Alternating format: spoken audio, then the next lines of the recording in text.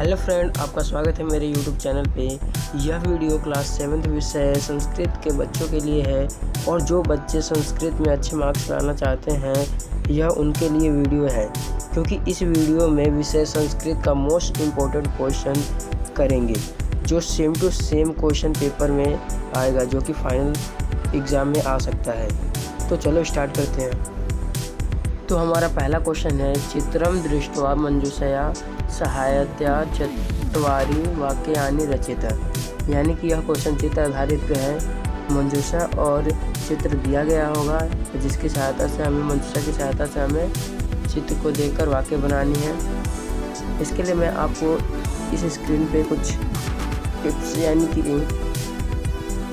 इस क्वेश्चन के लिए मैं आपको कुछ फिक्स लाइन बताऊंगा जो कि आप स्क्रीन पर देख सकते हैं।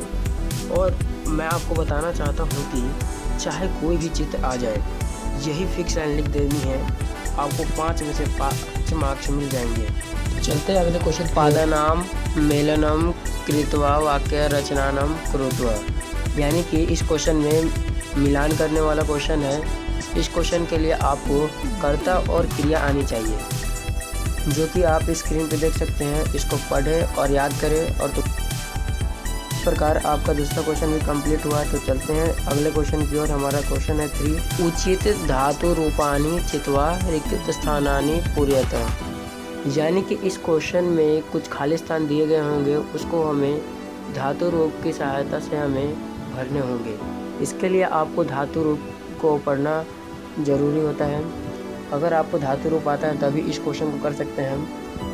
इसलिए मैं आपको इस स्क्रीन पे धातु रूप के बारे में बता देना चाहता हूँ। धातु रूप 3 प्रकार के होते हैं, एक तो भूतकाल, वर्तमान काल और भविष्य काल, और जिसे आप इस स्क्रीन पे देख सकते हैं एक एक करके।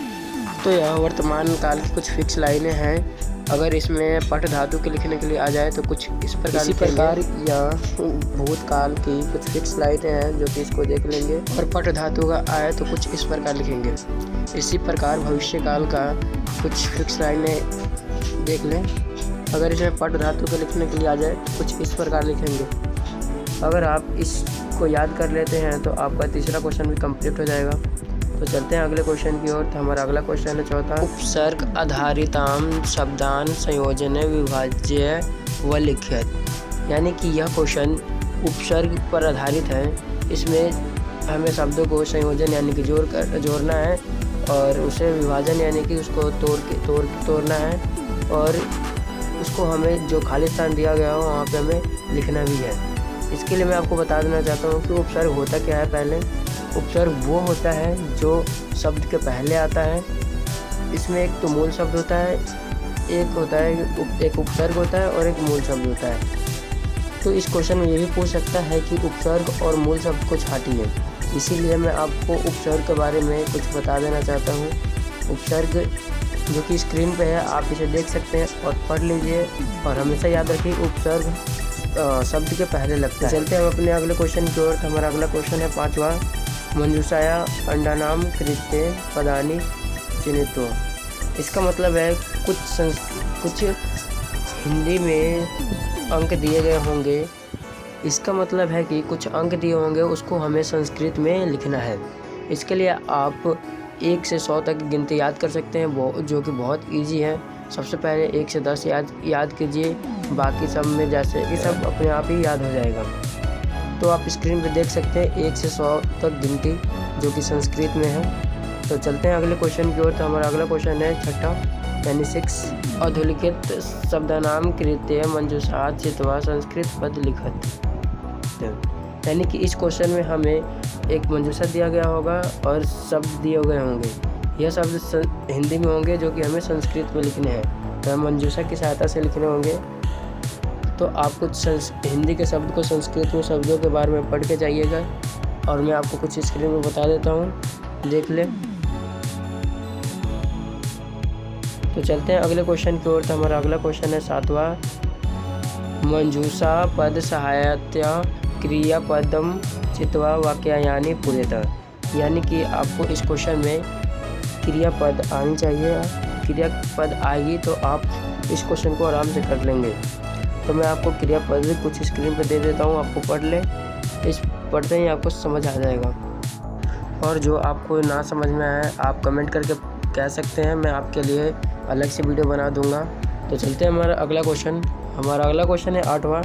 अधोलिखितानि वाक्येषु रेखांकित आधारित्वा प्रश्न निर्माण कुरुत। इसका मतलब है कि कुछ वाक्य दिए गए होंगे और उन सभी वाक्यों में एक एक शब्द के नीचे अंडरलाइन किया गया होगा और उन सभी अंडरलाइन किए गए शब्दों की सहायता से हमें प्रश्न निर्माण करने हैं। तो इसके लिए मैं आपको स्क्रीन पे कुछ फिक्स लाइन बता देता हूँ, आप इसे देख सकते हैं। अगर जहाँ भी ऐसा शब्द आए तो आप ये लगाएं और अगर ऐसा शब्द आए तो ये थी आपके लिए कुछ फिक्स क्वेश्चन जो कि same to same final exam में आएगा ही आएगा। मेरी तरफ से 100% गारंटी है कि सेम टू सेम क्वेश्चन आएगा ही आएगा। और आप चाहते हैं कि मैं आपको प्रूफ करके दिखाऊं कि यह क्वेश्चन आएगा ही आएगा, तो आप कमेंट करके पूछ सकते हैं, मैं इसके लिए अलग से वीडियो बना दूंगा। और आपसे निवेदन है कि जो मैंने इस वीडियो में बताया है आप उसको याद कर ले। मैं आपकी गारंटी लेता हूँ कि आपके अच्छे मार्क्स आने से कोई नहीं रोक सकता। मिलते हैं अगले वीडियो में।